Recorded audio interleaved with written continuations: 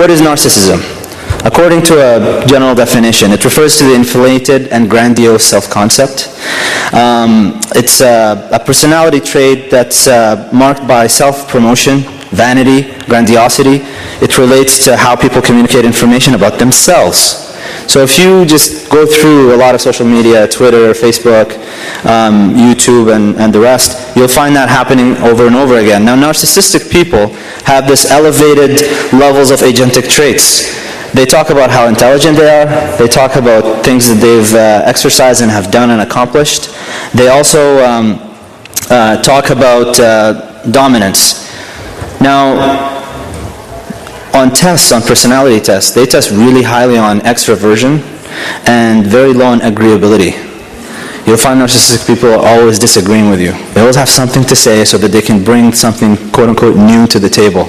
And all that does is redirect the attention to themselves. So, studies have shown that narcissism is related to higher levels of social activity as well. So the more you see someone posting, this has something else going on now. And greater self-promoting themes in posted content, which was confirmed to manifest itself similarly in virtual and in non-virtual environments. So this is not talking about cause and effect right now, not yet. Researchers have looked into just personality traits, and they noticed that, interestingly, the behavior of the individual online can be predicted offline. Whether it's being guided that way or this way, is it just narcissistic people that happen to be on Facebook and Twitter and normal people are not, or what's going on? That's another question to ask. Now, a crucial component of narcissism is to be the center of attention, because doing so fulfills narcissistic goals of being agentic. Now, when the attention to the self is not forthcoming, so if you post something and you don't get a like, you don't get comments, people ignore you, they don't share your status, whatever. Narcissists tend to engage in something called, in a bit of indirect ways of trying to direct people, it's compensation, trying to direct people back to themselves. So what do? If the status didn't work out, let's post a sexy picture. Okay? Or, so if you're not into posting sexy pictures, let's post an aggressively worded post. That will get people to talk. Put something controversial out there. And then people will start talking. Interestingly, you think you're talking, I'm just trying to promote the Sunnah, brother. Let's just talk in our context. Trying to promote the Quran and Sunnah and the right understanding of the deen. But if you look at the comments, because this is another thing that they do, this age is really intriguing because the empiricism in it can allow us to gauge very specific things. The comments that people make in the post are not about the content. They're about Fulan. Fulan meant this, no, he meant that. I can't believe he said this, I can't believe she said that. And it's always about that person. The original poster has achieved their goal. They've gotten themselves to be the center of attention. And everybody just bought into it, thinking that they're doing something good. Now, they've done some scans, and this was just released last year, of Facebook users. It was the University of Germany. And they showed them pictures of themselves on Facebook, and then they just showed them the number of likes. And they looked at how their brain lights up. Now, putting aside the issues with cognitive imaging and scans and whatnot, they noticed that there was a common area that just kept lighting up, and it was the nucleus accumbens for those interested in this. The left nucleus accumbens. This area is implicated in reward and pleasure and food and sex and all these things. So that area was lighting up when you saw people liking your picture, which would apply to people retweeting your tweets, right? Favoriting your tweets, things like that. That area lights up big time. That area is also involved in cocaine addiction, heroin addiction. It's not a good area to have active all the time. Now, if you want to take a deterministic model and go like, well, hey, it's just my brain, I can't help it. I'm just, this is the way it is. There is a paper that came out much earlier than that, 2001. And there's another area that they investigated. There's a triad. The nucleus accumbens has outputs and it has inputs. The outputs go to the amygdala, which is your emotional center. So the more you activate your amygdala, that's your fear and emotions and things like that, now you're not thinking anymore, you're an emotional person. The inputs are coming from the prefrontal cortex, right here, which is when people say use your head, think. This is the area that's involved in executive decision making. So they noticed that if you block that area, they take rat models and they just block the prefrontal cortex and stimulate the nucleus accumbens and have it stimulate the amygdala. What do people end up doing? The rats end up in what's called preservation. They just keep going and going and going and doing the same activity. They can't stop themselves. Take that block away, have the prefrontal cortex come back online, and they can stop. So the idea that you can't help yourself actually doesn't work, because you can help yourself. When Allah says, كَلَّا لَنَسْفَعًا بِالنَّاصِيَةِ, isti'ara, like we're going to take over with the forelock because that's where your prefrontal cortex is at, it's because you're not using your head anymore. So there's an interesting story from that, because some people can stop thinking so much that they end up going down the stupor. A 19-year-old kid, Danny Bowman, I don't know if anybody read about him, but this was just like last week or something like that, in England. 19-year-old kid. He dropped out of school for 6 months and stayed home for 10 hours in his room, taking up to 200 selfies a day. The reason for that was because he could not get the right picture. What's interesting about this is that the way the nucleus accumbens works is not necessarily about the reward. It's not just about getting that like. It's about the anticipation. And what's insidious about this is that your brain, if it's put up against a random, so-called random pattern, so you have an activity that's happening, you can't predict when people are going to like or retweet, that's when it starts really engaging. That's when it really wants to do this. And it will try to get you to engage in that behavior. So Danny Bowman got so bad, he couldn't handle the anguish and ended up overdosing. Took a lot of pills. Ironically, both of his parents are mental health professionals. So he survived it, but he talks about how he lost 28 pounds during this ordeal, 13 kilograms, just trying to get that perfect selfie. There was more studies and more studies about this. University of Michigan did a study where they looked at Facebook and Twitter. And this is very relevant to how we engage it as a Muslim community. And they noted that Twitter was more popular among young people.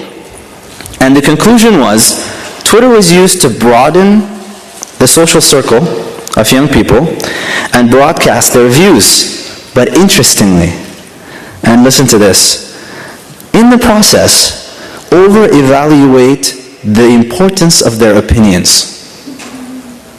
So they think they're saying something relevant, something new, the new mujaddid. I've got something here that you guys can follow. That's what they end up doing to themselves. Now, there are 4 things about social media that's quite different from face-to-face interaction. You have that physical isolation, right? You're not surrounded by people anymore. You have the time delay. You can think about what people are saying and what you're supposed to be saying. You can control your impressions. I mean, there's qualities about social media that you would think should get you to think more and engage in it in a more productive way. But somehow people don't do that. And what they end up doing is they focus more on the message, because now you don't have visual cues, and we know that 93% of communication is nonverbal. Just being able to communicate to someone face to face and see their facial expressions and their body language, you can gauge how you can say something. You can't do that with social media anymore. So you're engaged in the content that you're saying, that you're trying to relate, and also how you're portraying yourself. And this is something else that they've shown from surveys, that people are more interested in how they portray themselves to everybody else. So it's no longer about the other, it's just about me and what I have to say and what I have to do. Now, the only thing that I'm going to mention from the verse, because this ties in with the narcissism, and when Qarun is being asked about, when they said taqillah and don't do this and do, just وَابْتَغِي فِي مَا أَتَاكَ اللَّهُ الدَّارَ الْآخِرَةَ. What does he say? قَالَ أُوتِيتُ عَلَى عِلْمٍ عِنْدِي. This wealth that I have and this amassment and all that stuff, I did this. It's said, the Mufassirun talk about him being an alchemist and talk about him being a merchant, and at any rate, he gathered a massive amount of wealth, and he thought that it was him. Now, I don't know if you guys have seen this talk by Paul Piff. If you haven't, you should. But Paul Piff is a social psychologist at the University of California, Berkeley. And he studies how wealth changes behavioral patterns. How people change based on wealth, having wealth. How people behave behind the wheel of a car. If you're driving a Beamer, or if you're driving on just a Prius, how are you behaving? So he monitored that. Now the games that he was studying with regards to wealth were rigged Monopoly games. So he'd take two students, and he'd bring them up, and he would have one student get an extra pair of dice, maybe, more money to start off with. And when they would start the game, they both would recognize like something is up, like they're trying to test something. But they start to play, and they both recognize that, hey, I'm starting off with a rigged thing, like I have more money and I have more dice, that's weird, hey, I know it's weird, let's just play it anyways. They recognize at the start, وَفَضَّلْنَا بَعْضَكُمْ عَلَى بَعْضٍ. The people understand that. But then they begin to play. As the game unfolds, you see it in video. The person with the advantage starts to act cocky and arrogant. And then they actually start to put that person out of the game at any opportunity they get. And they try to win the game at any cost. They did a survey afterwards to assess their experience, and the person that started off with an advantage spoke like Qarun did. It was my skill at the game. I did this. I managed to do really well because I'm really smart and I know how to play Monopoly. And the other person, who cares? Now, it's interesting to note that they began acknowledging that وَفَضَّلْنَا بَعْضَكُمْ عَلَى بَعْضٍ. This thing is rigged and I should just play however I play. But then they developed this attitude. What he also found was, if they're reminded though, rich people, if they're reminded of the fact that they although they possess this money, it's not their money. You know, وَإِذْ قَالَ رَبُّكَ لِلْمَلَائِكَةِ إِنِّي جَاعِلٌ فِي الْأَرْضِ خَلِيفَةً. You're just a custodian. You're not taking anything with you. Look at yourself like a water pipe. If you're not passing the water through and if you clog it, God can change you, put someone else in your place at some point. So if they're reminded though, and if they're showed some video, if they're showed some material about the less fortunate, people that need help, or anything like that, they actually do get themselves back in check. But they need to be reminded of the other. Now if you're engaged in social media all the time, not to say that social media is bad, but I was talking yesterday to a couple of brothers, and we were just saying, if there's anything that we have a void of, is like the fiqh of social media. You know, the arba'een of Twitter. You know, like, or the arba'een of Facebook engagement, like hadiths that talk about that. And honestly, the first hadith that it starts with, it should be إِنَّمَا الْأَعْمَالُ بِالنِّيَّاتِ, and the second one is إِلْتَمِسَ الْعُذْرَ لِأَخِيكَ وَلَوْ 70 مَرَّةً. That's my suggestion for any scholar that wants to start off on arba'een of social media, because things get insane. And what's interesting about it is that the way they get insane, people think they're trying to serve the deen or do anything like that. It always dies down in a couple of days. Like right now, YouTube Gates with happy Muslims, it's dying down. Nobody's talking about it much, you know, maybe an article here and there. But then, rest assured, in a couple months, something else is going to happen. Because a couple of months ago, it was Mipsters. Now it's YouTube. At some point, we have to engage our prefrontal cortices and start thinking. I'll finish off with just saying something about what narcissism can do to religion. There's some research from University of North Carolina at Chapel Hill. And looking at the impact of narcissism on religious belief. And the person's name is Christian Smith, the scholar's name is Christian Smith. And this group came up with what they call the moralistic therapeutic deism, which has the following articles. So for those of you that know Aqidah Tahawiyya, Aqidah this, you know, Khalid al-Bahiyya, now you got this Aqidah of the New Age, of social media and narcissism. And if you listen to these articles, you will see a lot of things that will click with how Muslims are talking about certain issues, like when Imam Zayd yesterday was talking about the fake mercy. You know, there's no punishment anymore, Bashiran, but there's no Nadhiran. This is part of it. The first one, God exists. And by the way, they asked Muslims, Christians, Jews, youth. Just ask the young people. The first one is they said God exists and orders the world and watches over humans on earth. Okay, fair enough. God wants people to be good, nice, and fair to each other, as taught in the Bible and by most world religions. Okay, the golden rule, do unto others as you want done unto yourself. The central goal of life is to be happy and to feel good about oneself. Okay? God does not need to be particularly involved in one's life except when he is needed to resolve a problem. Right? Good people, this is the fifth one, good people go to heaven when they die. Just be good, it's fine, it's all good. God doesn't care. Smith further notes, and I'll finish off with this quote, moralistic therapeutic deism is also about providing the therapeutic benefits to its adherents. This is not a religion of repentance from sin, of keeping the Sabbath, of living as a servant of a sovereign divine, of steadfastly saying one's prayers, of faithfully observing high holy days, of building character through suffering, of basking in God's love and grace, of spending oneself in gratitude and love for the cause of social justice, etc. Rather, what appears to be the actual dominant religion among US teenagers is centrally about feeling good, happy, secure, at peace with oneself, getting along amicably with other people, ... It is about belief in a particular kind of God, one who exists, created the world, and defines our general moral order, but not one who is particularly personally involved in our affairs, especially affairs in which we prefer not to have God involved. This is what the finding from this is like very recent stuff, I think it was 2012 finding. So this is what he knows from narcissism. Interestingly, one final paper just to refer you to, and if anybody's interested, I have the references for all this. Because they're trying to figure out, does social media cause narcissism or does it not? Like, we don't know yet for sure. Some scholars in that field are trying to redefine narcissism, to make what was considered narcissism back in the 1960s to be now the new norm. It's fine. It's not narcissism for you to be self-absorbed. You're just confident. The second one is a paper that looked at how people's behavior changes when they start getting engaged with Facebook and Twitter and these websites. And they noted that the more friends you have, the higher likelihood that on the narcissism scale you will score. Okay? The second one is, some individual who may not be narcissistic to begin with, once they use something like MySpace, they end up scoring higher on the narcissism scale.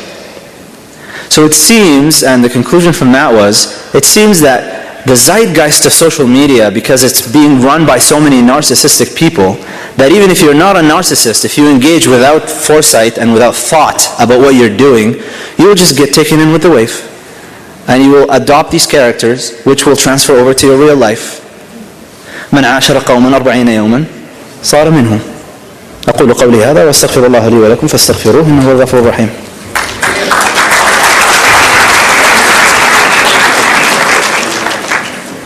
السلام عليكم ورحمة الله وبركاته.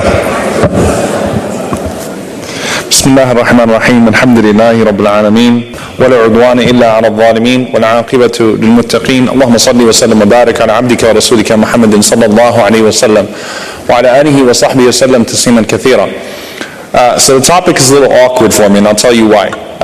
This morning I actually posted a selfie online. I didn't take it, although if you look at the picture, it seems like I have this super long extended arm that could come around and take it. MashaAllah, I was with the MSA at Drexel University. And I was like, man, I'm going to feel like a hypocrite today talking about selfies. And then I go online on the way here from Philly. I go online and I search the hashtag Pearls 2014 to see what's going on. And it's all the imams posting selfies of themselves. So I was like, Imam Mark Manley had like 5 selfies. So I was like, man, I'm in trouble. I've got, what am I going to do? So it got awkward really quick. But so that brings me to my first point. You know, a lot of times when we have these discussions, when we talk about, destructive flaws and diseases and sins and behaviors and things of that sort, the first person we think about is other than ourselves.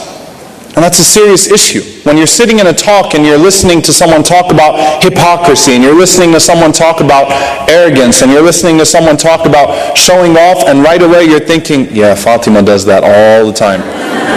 Man, this reminds me of what she posted yesterday. You know, Muhammad, yeah, he really, man, I wish he was here to hear this talk, because he could really use it, right? That's a serious issue, and that's a destruction of yourself. Because as Abdullah bin Mas'ud radiallahu ta'ala anhu said, مَا أَمِنَ النِّفَاقِ إِلَّا مُنَافِقٌ. No one feels safe from hypocrisy except for a total hypocrite. When you hear discussions on diseases and you hear discussions on hypocrisy, when the Sahaba heard discussions on hypocrisy, كُلُّهُمْ يَتَّهِمُ نَفْسَهُ بِالنِّفَاقِ. As Ibn Abi Shaybah said, rahimahullah ta'ala, every one of the companions that I met was accusing himself of hypocrisy. So when you sit in this conference and you hear all of these things, don't think about other people, think about yourself. Think if you yourself are guilty. And as you know, as Brother Muhammad mentioned, Ustad Muhammad mentioned, the first one being إِنَّمَا الْأَعْمَالُ بِالنِّيَّاتِ, that truly actions are but by intention, so it goes back to sincerity as any discussion does. And the second one, giving your brother excuses. Giving your brother excuses. Meaning what? When you hear him talking about self-promotion, you don't sit there and think, that sheikh the other day talked about how he was going to this community and he retweeted someone talking about how they benefited from the talk. That's self-promotion. I think that would be excuse number 2 out of 70, that he was doing that to talk about that community, to bring people perhaps to the activity when he posted the event. But at the same time, again, your mind dwindled and your mind said, it was him, it was her. And so it starts off again, when we have these discussions, let's purify our intentions and let's make sure, bi'idhnillahi ta'ala, that none of us, not the scholars, not the people, no one here is guilty of these things that we're discussing, bi'idhnillahi ta'ala. And so the discussion on a selfie, to be honest with you, I don't get it. I don't get it. And not just because I had a selfie today, right? I don't get it. Sometimes I don't get it. I can't wrap my head around this obsession all of a sudden with the new style of photography. I think it has to do with a much greater thing. So for example, some selfies are okay. Mashallah, honestly, when I was looking at the selfies today of our beloved imams, I just smiled. Not because the talk got awkward. That was part of the reason I smiled. But because I said, mashallah, these are our leaders. These are our imams. These are the people that we look up to. Alhamdulillah, you feel an instant connection to them. I don't think that there's any narcissistic intention behind that. However, when you're taking a picture of yourself in every single stage of your life, right? When, anywhere you go, the first thing you think about is, how can I get a picture of myself in here so that I can post it online and show people, guess where I am? Guess who I met today? That's where the narcissistic discussion comes in. And of course, I was trying to tell Ustad Muhammad, go ahead and talk about the ayah. I'm only going to talk about the last part of the ayah, which is, وَلَا تَفْرَحْ إِنَّ اللَّهَ لَا يُحِبُّ الْفَرِحِينَ. Allah subhanahu wa ta'ala says that the response of the people to Qarun, who was obsessed with himself, was, do not become overjoyed. Al-farah is an internal and external joy. It's to be overjoyed. As-surur, so it's an internal joy. It's something you feel inside of yourself, and at the same time, it can have a connotation of boastfulness. And this is what this ayah is talking about. وَلَا تَفْرَحْ. Do not become overjoyed and deceived by the goodness in your life. إِنَّ اللَّهَ لَا يُحِبُّ الْفَرِحِينَ. I'm not making this up. One of the translations of the Quran that I read said, verily Allah does not love happy people. I was like, man. Out of all the translations I read, that had to be the worst one. Alright? Allah doesn't love happy people. It's not that. إِنَّ اللَّهَ لَا يُحِبُّ الْفَرِحِينَ. Allah does not love people that are overjoyed. However, there's a distinction in the Quran between al-farah al-muharrama, which is the type of joy that is prohibited, which is to boast about your stuff and to show off what you have and to say, look at this and look at that, and I have this and I have that, and al-farah al-mashru'. The ulama actually say there is a legislated farah. There's a farah, a joy that is actually praiseworthy, that's actually good. Where Allah subhanahu wa ta'ala says, قُلْ بِفَضْلِ اللَّهِ وَبِرَحْمَتِهِ فَبِذَلِكَ فَلْيَفْرَحُوا. Say, in the bounty of your Lord and in His mercy, the Quran, the Prophet sallallahu alaihi wasallam, Islam, the blessing of Iman, let them be overjoyed with that. هُوَ خَيْرٌ مِمَّا يَجْمَعُونَ. It's better than everything that they have compiled. It's better than everything that they have. So in essence, this farah is a response to that farah. Right? This farah is saying that which they are overjoyed about is worthless. You should be overjoyed about something else. What should you be overjoyed about? Allah subhanahu wa ta'ala says in Surah Rum, وَيَوْمَئِذٍ يَفْرَحُ الْمُؤْمِنُونَ بِنَصْرِ اللَّهِ. The day that the believers become overjoyed with the help of Allah subhanahu wa ta'ala, with the victory of Allah subhanahu wa ta'ala, the believers feel a sense of joy. There is a sense of joy that we are supposed to have that is greater than any joy that can be felt by anyone else outside of the scope of faith. And it's actually a response to that type of joy. And I want to address various aspects of social media. Obviously, we should have an entire discussion about the fiqh of social media and things of that sort. But, on top of everything else, one of the diseases, obviously, is that you have people that are so obsessed with the illusion of happiness that they've actually forgotten the importance of being happy. Right? I just want to portray happiness. I don't actually want to be happy. As long as everyone else in the world thinks I'm happy, I'm okay. So internal happiness doesn't really matter. And look, Qarun, Allah subhanahu wa ta'ala says, وَمَنْ أَعْرَضَ عَنْ ذِكْرِي فَإِنَّ لَهُ مَعِيشَةً ضَنْكَ. Whoever turns away from my remembrance has a suffocating, constricting life.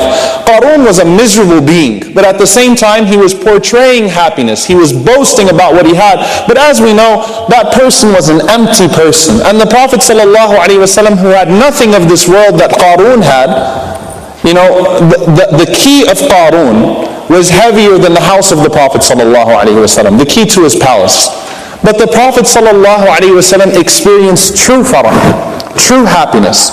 So many times we become obsessed with the portrayal of joy and the portrayal of happiness. And I'll tell you something, subhanAllah, one of the things that happened to me, one of the shocks that I experienced in my own life is that when I was thrown into a position of imamah 8 or 9 years ago, and I was really, really, really young and really had no idea what to expect, the people that I thought were the happiest people in the community were coming to me in tears. Their marriages were in shambles. I was like, you guys? Right? I would have thought you're like the annoying couple that wears thing 1 and thing 2 and point to each other and I love you and he loves me and she, all that weird stuff. And then, really? Like, that's what you're going through? It totally blew me away. I couldn't, and what I came to realize is that their portrayal of happiness was actually a cover-up for their misery. The actual misery that they were experiencing in life, they tried to compensate by portraying this happiness, this illusion of happiness, and subhanAllah, they actually were satisfied with that. It was okay, you know what, just as long as everyone else thinks so, that we're okay, it's fine. And a lot of times, even when it comes to marriages and when it comes to actual misery in life, as long as people think we're okay, we're fine. I just don't want this spilling out. So the first concern that people would have when they go to any imam is, you're not going to tell anyone, right? Of course I'm not going to tell anybody. You're not going to tell anyone, right? I don't want you hinting towards anyone because I want people to think we're still those amazingly happy people. And subhanAllah, I was reading a study the other day about Facebook and Twitter, and it was interesting because they were talking about marriage and they were talking about relationships and how we're beyond the days of going for deen and khuluq and even beauty and no, it's not that anymore. We're not looking for religion and character when we pursue other people. We're looking at the person who's going to look best on our Facebook cover photo. Right? Who's going to look best on my social media outlets? Right? That's like the number one criteria now when you're pursuing a husband or a wife. How great is this going to look? What are my friends going to think? How are they going to see her? How are they going to see him? And it's really sad. And I've seen many, potential marriages not go through because one person thought, you know what, my friends don't think she's attractive. My friends don't think he's attractive. I don't know what they're going to say. It's got to look good online. Right? It's got to be Facebook official. It's like a rukun of your nikah now. Right? It has to be Facebook official in order for it to actually be a marriage. You've got to be able to look good online. Right? It's not about who's going to actually make me happy at home, who's going to actually be a good husband or a good wife. I want people to think I have an amazing wife. I want to show off my husband. I want to show off my wife. And subhanAllah, when the Prophet ﷺ said that a dayyuth, a person who actually has no ghira, who's devoid of honor, right, would not enter into Jannah. That's very scary. And you know how many times I have people come to me that want to marry a hijabi girl, but they say that my condition is that she doesn't wear hijab to the wedding? It's like, what? Are you serious? That's the opposite of ghira. It's happened, I've seen that happen more than 10 times. Right? Where a person demands, yeah, I'll marry her, I'll accept her hijab, but at the same time, at the wedding, no hijab. We've got to look good on stage. Right? Families that will say that about their daughters. You know, we've got to look good on stage. We've got to be able to have those, we've got to have those nice pictures. We've got to have all that glamour. People need to see the full beauty of it. So it's the portrayal of happiness, the illusion of happiness. I want people to think I'm having an amazing life. And what's happening on the other end is that people are seeing that, and they're seeing you take your pictures of everything, and they're saying, wow, why can't my marriage be like her marriage? Because they don't know that your marriage is miserable. So it creates this cycle, right? Because people only see the good, they don't see the bad. They only see these amazing moments of your life, and they think that your life is a party. And then at the same time, you're going online, and now you feel a need to compete. And as Ata rahimahullah ta'ala said, he said, if you want to have peace of mind in your life, لا تشاحح أهل الدنيا في دنياهم. Don't compete with the people of the world over their world. Leave the people of dunya to their competition. Let them compete. Let them try to outdo each other with their selfies, with their pictures, right, with their posts. Go ahead, let them compete over, and you just leave that to the side and be satisfied with what Allah subhanahu wa ta'ala thinks of you. Because you'll never taste rida. You'll never taste any form of contentment in your life if you're constantly looking at what other people have. Isn't this a symptom of social media? Right? Unzur ila man asfala mink. When the Prophet ﷺ says, look to those that are less than you in dunya, don't look to those that are above you, so that you can be satisfied with what you have. So it creates this vicious cycle. And that's why truly, it's a crisis of spirituality. You know, tazkiyah is as relevant today as it was 1400 years ago. And it's as relevant to social media as it was to a world devoid of social media. It still counts. And subhanAllah, the best way that I feel like I can illustrate that point is the dua that the Prophet ﷺ taught us to make when we enter into the suq, when we enter into the marketplace. How many of you know dua as-suq, the dua of the marketplace?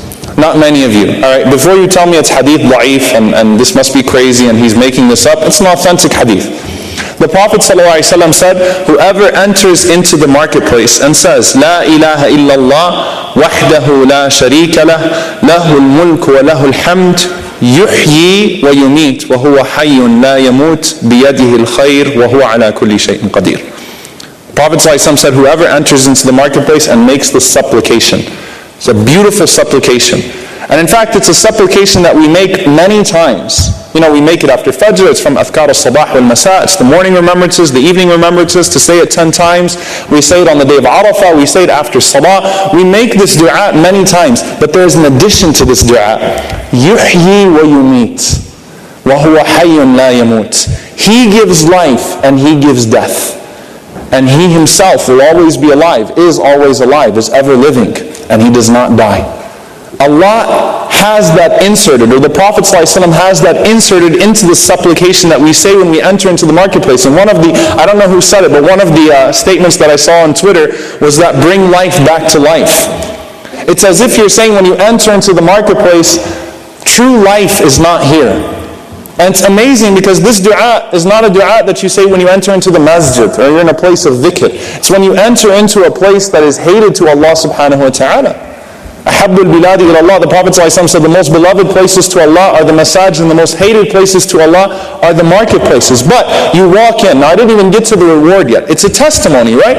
Allah subhanahu wa ta'ala is more worth it, and Allah subhanahu wa ta'ala gives me life. This will not give me life. This will not give me peace of mind. This will not give me any form of satisfaction. You're actually saying before you walk in, I don't care what happens in here because I have something greater than that. But you know what the reward of that dua is? The Prophet ﷺ said, Alf hasana. 1,000 by 1,000. What's 1,000 times 1,000? 1,000,000. 1,000,000 good deeds would be written for him. 1,000,000 sayyi'at, 1,000,000 sins would be erased. Allah would raise him 1,000,000 darajat, 1,000,000 degrees in Jannah, and Allah subhanahu wa ta'ala will build for him a house in paradise. Think about that. If you walk into the marketplace and you see people, and obviously you can think about this before social media, and you can think about this in the time of the Prophet ﷺ, where the suq was not only the place to buy, but it was the place to sell. We go there, we bring our goods, and we trade, and we hope to come out good. We hope to come out well. You go in there, and just by entering in there, you just earned 1,000,000 hasanat, 1,000,000 good deeds. It's not a $1 million check. It's not $1 million handed to you, but you're happier that it's 1 million good deeds than $1 million. Meaning whatever happens here, I don't care. I already gained. I already won. I already feel farah inside. I already feel joy inside. More than if someone would have come up to me and handed me $1 million. Because I have something more precious than that. Now that 1 million hasanat, again, do you receive a paper? Do you receive a certificate that you can hold out when you're leaving the souk? Do you get it do you have like a good deeds bank account that you can see and you can show people your statement, post that on Facebook, right? 1 million hasanat was just deposited into my account? No, but at the same time, that's the farah inside. There's a sense of joy and relief that you feel inside. You know, Tufail ibn Ubay ibn Ka'b radiallahu anhu, he said, I used to see Abdullah ibn Umar radiallahu anhu go to the marketplace and he'd never buy anything. And I was like, why doesn't he ever buy anything? Right? People go to the souk to buy stuff. And he said he goes there to say salam to people and to do dua as-souk. Right? That's it. He goes to the marketplace, he says La ilaha illallah wahdahu la sharika lahu until the end of the dua. Then he goes to each and every single person in the marketplace and says Assalamu alaikum wa rahmatullahi wa barakatuh. And gains the full reward of that. That's his tijara. That's his trade. He's happier with that. There's farah on the inside. There's joy. Whatever happens now, I'm satisfied because I have something more than that which anyone else will gain in this marketplace and in this setting. Now let's transition to something else. Again, so there's a sense of rida, there's a sense of contentment. But I'll move on to something else. And the greater disease is this need to constantly be accepted. This need to constantly be liked. This need to be retweeted. This need to have it shared. This need of approval. This need of getting your name out. And subhanAllah, this is a disease that can affect any person that is on social media, starting with me. This need to be approved. It's extremely dangerous. And subhanAllah, we'll even see people hijack causes and agendas, right? Just for the sake of getting their shares and getting their name on a cause. You know, I don't have the fancy terms that you were using, but I know outrage trolls. You guys know what outrage trolls are? Google outrage trolls, all right? You know what the outrage troll is, right? He doesn't, oh man. This is the layman's terms versus the scientist terms, okay? Outrage trolls. Outrage trolls are people that find every single cause online, anything that happens online, and are outraged by it, and start commenting on it, and make it their cause. Okay? So you know what? I don't like what he said. I don't like that video. I don't like this. I don't like that. You're outraged, so you go and you post this article, you go and you tweet, and then you spend the next few hours looking at how many times it was retweeted and how many times it was shared because you're a narcissist. But you're an outrage troll too. And that's a cooler word, so outrage troll. I'm going to keep using that word. Alright? Outrage troll. It's not about the cause, it's not about the victims, it's not about who was hurt, it's about me getting my name on it. And how many times I'll get shared and how many times I'll get retweeted. It's gotten to that point, you know, in the realm of social media right now with Muslim activism. You know, the way I'd put it is that, you know how when there is a bill in Congress, all of the congressmen line up, even when it's pointless, to get their statements in so they can go back to their constituents and say, this is what I said. Right? I need to get my word on it. I need to express my opinion on it. I need to say, you know, I need to word this in a way that people are going to approve. There's no benefit in it. And that's why with every controversy, when people realize that it's a controversy, a non-issue has been turned into an issue, all of a sudden all of these blog posts, all of these tweets, all of these posts start to come. It's the same thing as the congressman, right? I need to get my word on it. I need to get my opinion on it. And subhanAllah, it's interesting that if you look at all of the muhlikat, all of the destructive flaws that have been mentioned in Al-Ihya or in Mukhtasar Minhaj al-Qasidin, all the way from the flaws of the tongue, backbiting, mockery, right, slander, to the flaws of the heart and the flaws of arrogance, pride, al-kibr, wal-ujb, being fascinated by yourself, riya, showing off, to the flaws of envy, al-hasad, even shahwat al-batn wal-farj, right, even the flaws of overeating and craving intimacy too much, right, because everyone posts everything that they eat on Facebook before they eat it and after they eat it, right? People are obsessed with their food. I'm not interested in what you had for lunch. I don't care. right? Nor should you care that I care or that I don't care. It doesn't matter. Who cares, right? Every single one of these diseases is enhanced by social media. And that's why I would put the third hadith or the second hadith in Al-Arba'in for social media, the 40 hadith of social media. Also a hadith in An-Nawawi that from the soundness, from the goodness of one's Islam, تَرْكُهُ مَا لَا يَعْنِي, to abandon that which doesn't concern you. Having a sound faith, having sound Islam, means that you abandon that which doesn't concern you. You don't speak about that which doesn't concern you. It's as simple as that. مَنْ كَانَ يُؤْمِنُ بِاللَّهِ وَالْيَوْمِ الْآخِرِ. Another hadith we can put in there, the third part of the hadith. Whoever believes in Allah on the last day, فَلْيَقُلْ خَيْرْ أَوْ لِيَصْمُتْ. Let him speak well or be silent. Omar ibn Khattab radiallahu anhu said, مَنْ كَثُرَ كَلَامُهُ كَثُرَ سَقْتُهُ. Whoever speaks too much will make too many mistakes. وَمَنْ كَثُرَ سَقْتُهُ. And whoever has too many falls and makes too many mistakes, كَثُرَتْ ذُنُوبُهُ. Then he'll have too many sins. وَمَنْ كَثُرَتْ ذُنُوبُ كَانَتِ النَّارُ أَوْلَى بِهِ. And whoever sins too much will have a greater chance of going to hell. Just repeat or just replace the word kalam with tweet. Whoever tweets too much will make too many mistakes. And whoever makes too many mistakes will sin too much. And whoever sins too much has a greater chance of going to hell.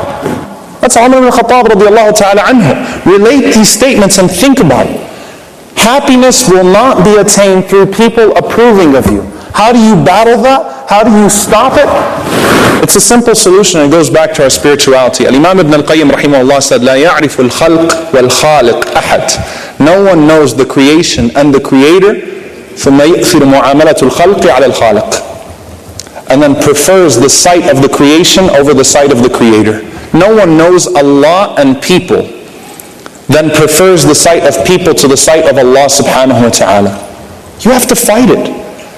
The opinion that you should be concerned with is the opinion that Allah has of you. It's as simple as that. And it's funny because Imam al-Qayyim rahimahullah wrote in this chapter of Al-Wabil, he says, my teacher Ibn Taymiyyah rahimahullah ta'ala lived his life between poverty and prison. وَكَانَ أَسْعَدُ النَّاسِ. And he was the happiest person I've ever met in my life. He lived between poverty and prison, but he was the happiest man I've ever met in my life. When the only like you're concerned with is Allah liking you, then you're good. When the only opinion you're concerned with is Allah's opinion of you. As Ubadat ibn Samit radiallahu ta'ala anhu said, أَعُوذُ بِاللَّهِ أَنْ أَكُونَ عَظِيمًا فِي نَفْسِي. Said, I seek refuge in Allah from being great in my own sight, وَعِنْدَ اللَّهِ حَقِيرًا. And being little in the sight of Allah subhanahu wa ta'ala. We really need to think about this, and we really need to analyze ourselves, and we really are going into dangerous waters. I don't want to be the doom guy here. I really want you to just think about this deeply. Young people, activists, ulama, imams, our responsibility, and what Allah subhanahu wa ta'ala will ask us about on the Day of Judgment. At the end of the day, when the computer screens are off, and when you're logged off, and when people have gone to sleep, and people are not retweeting anymore, and people are no longer reading, and no one's commenting, and you're not checking to see who commented, and who replied, and who commented, and who replied, and who said this, and who said that, and who said this, and who said that. It's just you and Allah. It's just you and Allah. It will always be just you and Allah. Whether social media is there or not, it will always be just you and Allah. And we have to find some sort of fulfillment within ourselves and some sort of satisfaction and happiness when we're alone, so that we don't need people to approve anymore. Because then when we speak the truth, we'll only speak popular truths, and that's cowardly. That in and of itself is a form of cowardice, when we only speak popular truths. Then whenever we post, it will only be when it fulfills my agenda, or it gains me that popularity, or it makes this person think this of me, or that person think that of me. It's just a process of self-destruction. And I'll end with a statement actually, and you might wonder how it relates. It's a statement from Habiba al-Adawiyya radiyallahu ta'ala anha wa rahimahullah, the great worshipper of Basra, the woman of Basra that used to pray. And subhanallah, she used to say as she would ascend her rooftop at night when everyone else was sleeping, she would say, Ilahi, oh my Lord, gharat al-nujum, the stars have come out, wa namat al-uyun, and the eyes have shut. وَغَلَّقَتِ الْمُلُوكُ أَبْوَابَهَا. And the kings have shut their doors. وَبَابُكَ مَفْتُوحٌ. But your door is still open. وَخَلَى كُلُّ حَبِيبٍ بِحَبِيبِهِ. And every lover is with their lover. وَهَذَا مَقَامِي بَيْنَ يَدَيْكَ. And here I am standing with you. SubhanAllah. This is how she starts off her tahajjud. The tweets are not there, the computer screens are off, the phones are off, no one's seeing us now. It's just me and you, oh Allah. هَذَا مَقَامِي بَيْنَ يَدَيْكَ. I'm with my lover, I'm with my Habib, Allah. I'm with Allah subhanahu wa ta'ala. I don't need people to say anything anymore. When you have that relationship, and you have that self-actualization, لَا يَخَافُونَ لَوْمَةَ لَائِمٍ. You don't care what other people have to say, you don't fear the blame of blamers, nor are you deceived by the love of your lovers. You don't care anymore. Right? So we need to find that happiness within ourselves, and we ask Allah subhanahu wa ta'ala to protect us from becoming slaves to the opinions of other people of us. And we ask Allah subhanahu wa ta'ala to protect us all from our own sight and from the sight of other people. And we ask Allah subhanahu wa ta'ala to grant us ikhlas and sidq, to grant us sincerity and to grant us truthfulness in our pursuit of His pleasure. And we ask Allah subhanahu wa ta'ala to make us amongst those who use what He's given us, including social media, to please Him and to seek ad-dar al-akhirah and to seek our home in paradise. And we ask Allah subhanahu wa ta'ala to forgive us, to forgive our ulama, to forgive our Islamic activists, to forgive the du'a, to forgive those people that are trying to do good that sometimes make mistakes on social media, that sometimes go a little too far, that sometimes are carried away by their own agendas, that sometimes, are inappropriate. We ask Allah to forgive them and to accept their good work and to not let those few blotches ruin everything good that they have presented for the sake of Allah. Allahumma ameen. Wa sallallahu wa sallam ala Sayyidina Muhammad wa ala alihi wa sahbihi ajma'in. Wassalamu alaikum wa rahmatullahi wa barakatuh.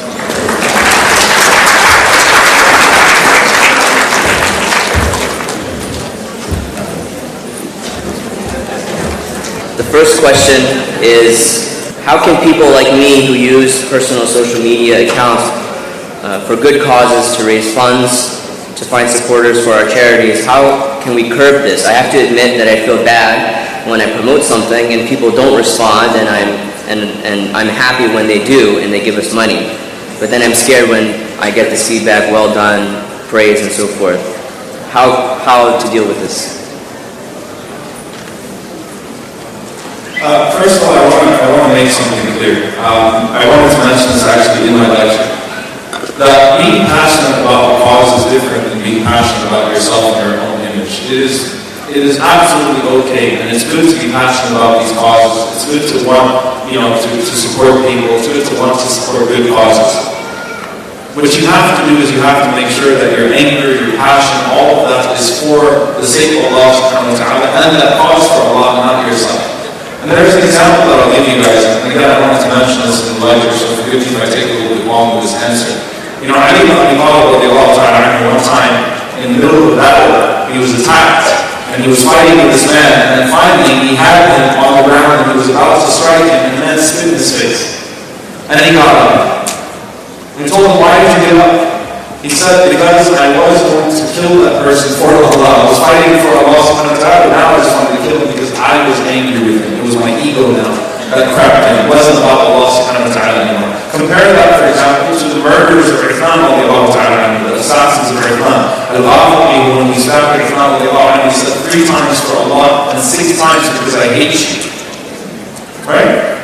Is it really about Allah or is it about yourself? It's not about the passion you have for the cause or the vigor you have for the cause. Is it about you or is it about the cause and for the people and for the victims of whatever it is, whatever wrong you're trying to undo? I'll conclude this one hadith, inshallah ta'ala. And that is the description of the Prophet ﷺ. The Prophet ﷺ never got angry for himself. Rather, if Allah subhanahu wa ta'ala is bound to transgress, then the Prophet ﷺ became angry for Allah. I'll give you an example of the Prophet ﷺ getting angry. If you were to ever see an angry tweet from Rasulullah ﷺ, because he got angry sometimes, but his anger was always for Allah subhanahu wa ta'ala. Aisha radiallahu ta'ala says that I was not jealous of any wife more than I was of Khadija radiallahu anha. You all know this story. I've never seen her before. And he says to she said, one day I said to Rasulullah sallallahu alaihi wasallam, has Allah changed or replaced that old woman from Quraysh, the old toothless woman from Quraysh, with someone better than her? And the Prophet sallallahu alaihi wasallam was angered. And she said his face turned red. And the Prophet, she said, I never saw the Prophet sallallahu alaihi wasallam get that mad. Yes, he got mad sallallahu alaihi wasallam. But now this is how the Prophet sallallahu alaihi wasallam acts in his anger. And again, you can translate this into a sweetener, into writing. This is what the Prophet sallallahu alaihi wasallam replied back to Aisha radiallahu anha. Said, well, Allah, he said, I swear by Allah, Allah has not replaced me with one better than her. She believed in me when others disbelieved in me. She considered me to be truthful when others lied, when others called me a liar. She stands on me when other people deprived me. Allah subhanahu wa ta'ala gave me children through her, and Allah subhanahu wa ta'ala did not give me children through any other woman. That was the anger of the Prophet sallallahu alaihi wasallam. Notice, not once did the Prophet sallallahu alaihi wasallam insult Aisha radiallahu anha. Right? SubhanAllah, he stood for the causes of Khadija radiallahu anha. He didn't throw in a cheap shot at Aisha and tell her why she's less than Khadija. Even in his most severe anger, sallallahu alayhi wa sallam, and his passion, he spoke only about the good of Khadija radiallahu ta'ala. So when your causes and when your anger online is filled with personal insults and inappropriate, sarcastic remarks, you're not speaking for Allah anymore for that cause, you're speaking for yourself. It's gotten personal, it's become nafsi. It's become about you now, it's no longer about Allah. So now when it comes to passion about causes, I really want to fundraise for this cause. And I'm frustrated that people are not responding, and people are not sharing this, and people are not doing that. That's fine. But seriously, ask Allah subhanahu wa ta'ala to keep your intention pure. Renew your intention for the sake of Allah subhanahu wa ta'ala. Renew your vigor for that cause. Right? So, tell yourself about that cause. Remind yourself why it's important to you. And yes, when people praise you and when people say things about you, look, anytime anyone praises you, you have to have an internal conversation with yourself right away and say, they only say that because they don't know me any better. Anytime. Just as it was in real life, the solution in real life is that when someone says something good to you, you should say something bad about yourself to yourself. Right? Don't respond and say, oh, astaghfirullah, you just don't know me, because that's what's going to happen. They're going to continue to praise you. Oh, mashallah, you're just being humble. Right? You're so humble, mashallah. Just right away tell yourself, they don't know me. That's the hijab that Allah subhanahu wa ta'ala has provided for me. That's what they're impressed with. They're not impressed with me, as in the Joji Allah said. So anytime you read a Facebook comments, and social media is full of imbalanced praise and imbalanced criticism. Right? Praise that is actually flattery, and criticism that is actually slander and harmful and abusive. Right? You need to reduce all of that to noise, and you need to focus on constructive criticism and constructive praise, which is really encouragement. You need to focus on that and just reduce the rest of the stuff to noise. So some of it from this side is noise, and some of it from that side is noise. Focus on the cause and renew your intention, inshallah ta'ala, consistently.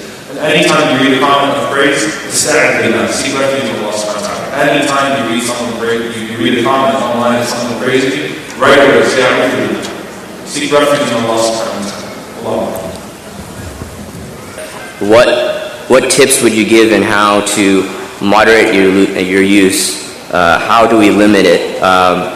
There's one question that says, do I stop taking selfies? Do I stop taking photos of my dinner? What do I do? Where's the line to be drawn? Is it different for different people? And as both of you are active in social media, what advice would you give in navigating through this media?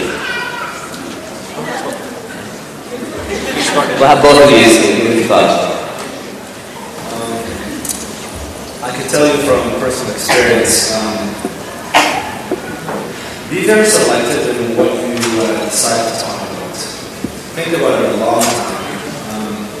There are certain things that the platform of social media is just not conducive for. I was talking to some of the brothers the other day, and just some of the issues that I tackle and talk about require lengthy expositions to develop. So 140 characters just doesn't work. And in fact, 140 characters can totally alter the perception of somebody and give them the wrong conclusion. I don't engage in too much selfie action and food pictures and stuff like that. I'm like, still get it. I don't understand the point of taking pictures of food, to be honest with you. Especially knowing that, I mean, the way that you think about this, there are people in the refugee camps in Syria who have access to phones, who can look at social media, and they can look at the pictures of the food that you're sharing. I personally have a problem with that. That they can look at what you have and they don't have. So, just, you only have so much time in this world. Allah's giving you so many breaths to take and so many minutes on this planet. Really assess it. Is this going to benefit me in the hereafter, or no? Is your action going to benefit other people so that it can benefit you in the hereafter, or no? A lot of this just goes back to common sense. I can't give you a descriptive method like do this, don't do that, do this, don't do that. Just use your common sense and try to see how it's going to benefit everybody else. That's all I can say. Alright, so I have actually some very specific methods that I give my students. Those of you that have taken plus and possibly with me, you already know this. Those of you that haven't. Number one, your day has to start off with remembrance of Allah subhanahu wa ta'ala. Or else, you see people roll around every single, as soon as they wake up, they're trying to pull out their phone and check their tweets and check their Facebook. That's destructive because you wake up to snap, believe in us, as the Prophet on top of lazy and bad spirits. So your day should start off with dhikr of Allah subhanahu wa ta'ala. So make it a point that you will not, this is a very simple method by the way, you will not open your email, your Facebook, your Twitter until you finish the Salah, until you finish the morning remembrances. Once you finish the morning remembrances, then you can do that because then you would have started off your day with the remembrance of Allah subhanahu wa ta'ala, thinking of Allah subhanahu wa ta'ala, and so you'll see things through the lens of the dhikr. That's number one. Number two, monitor your time on social media. If you go online, you'll notice that it says click here, right? Guess what she did? Guess what he did? Click here, click there. So you get lost. Monitor your usage of social media. So for example, I won't allow myself to go on for more than 5 to 10 minutes at a time. Right? I'll do what I have to do, I'll write something, I'll read some things, and that's it. Okay? Monitor your time on social media. Number 3, just live your life. Seriously, that online, off life thing, I firmly believe in. Like I remember I was saying with a friend who tells his son, who's 10 years old, going to go ride his bike, and his son says, it's hot outside. I was like, I would have never said it's hot outside. Right? When I was 10 years old, if my dad would have told me, go ride your bike, I would have been like, sure. Right? I would have never responded, it's too hot outside. Like, that's strange to me, right? And so people are so addicted and they're living this life that they're not enjoying their lives anymore. It's kind of like even religious experiences. I have a very strict policy in my Hajj group, and I'm being very honest. This is no disrespect to anyone who goes to Hajj and takes pictures of Hajj. In my Hajj group in particular, I don't allow people to take pictures of Muhammad. It totally spoils the experience. You go by the grave of the Prophet ﷺ, which is a deeply emotional experience, everybody's got their phone out.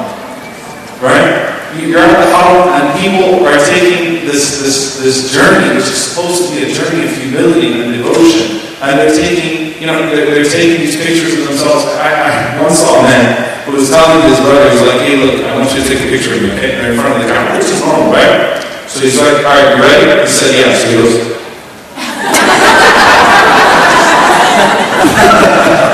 I was like, wow. Like, you just start catching to you want a picture of yourself making dua with the camera behind you, like, okay, fine. But here's the thing.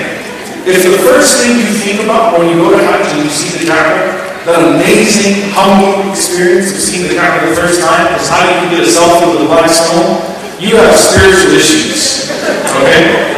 Enjoy the moment. Live it.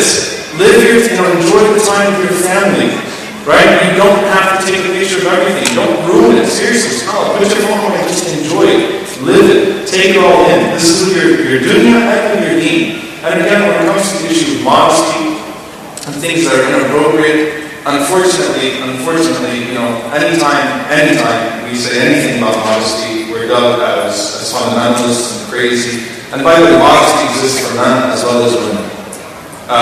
That's another issue, is that those who do speak about modesty only speak about it in regards to women. There is no person who had more modesty than the Prophet ﷺ. No woman has ever walked the face of the earth that had more modesty than the Prophet ﷺ. So when you got a dude in short shorts and topless on the beach as his profile picture, going off on his sister there's an issue. You don't understand modesty either. Okay? So the point is that what are you conveying with that picture? Ustad Muslim Burma, she posted something that I'm sure many of you saw. It was a TED Talk, and it was also in Huffington Post. This lady that was talking about, what common what models today portray in their photography, in their pictures. And she said, only listen to the audio. I said, okay, fine, only listen to the audio. And I came to know from other people that the images were very inappropriate. I could tell by what she was saying that they were showing Victoria's Secret models and things of that sort. But somehow the thing she was saying, I was just listening to it, I was like, wow, this is amazing. She's talking about how every one of these pictures conveys availability. Right? I'm available. Okay? And also, if you notice that today you got more than one woman or more than one person in the shoot, which means there are many of us. Right? Objectification. Pure objectification. Right? There are many of us and we're available. Okay? Be conscious of what you are posting and what other people will take from that image. This is not just the sisters, this is the brothers as well. What are you trying to convey? Right? What is your intention? What is your intention with posting it? And you don't know what other people are doing with your pictures, you don't know what's happening with your pictures, you don't know what's happening with your images. Some very weird stuff happens. I can tell you guys stories and stories and stories of weird things that I myself have uncovered that happened, with just common pictures online. It's common that brothers would take sisters' pictures and do things and blow them up and put them on their walls. I've come to know some very creepy things in our community. Unfortunately, it comes with the territory. You find out there's a lot of weird stuff that goes on in our community as well. Okay, so the point is just be aware of what you're posting, what message you're delivering with that post, what the image says about you, what you're trying to sell, right? Because a lot of times we're selling ourselves. Just keep your intentions pure and try to post what's beneficial inshallah ta'ala. And we ask Allah protection. If the Prophet sought refuge in Allah from knowledge of no benefit, then I'm pretty sure we can take from that we should seek refuge in Allah from posting and tweeting that which is of no benefit. But the Prophet used to seek refuge in Allah from ilm that has no benefit to it, knowledge of no benefit. So we ask Allah to protect us from things that are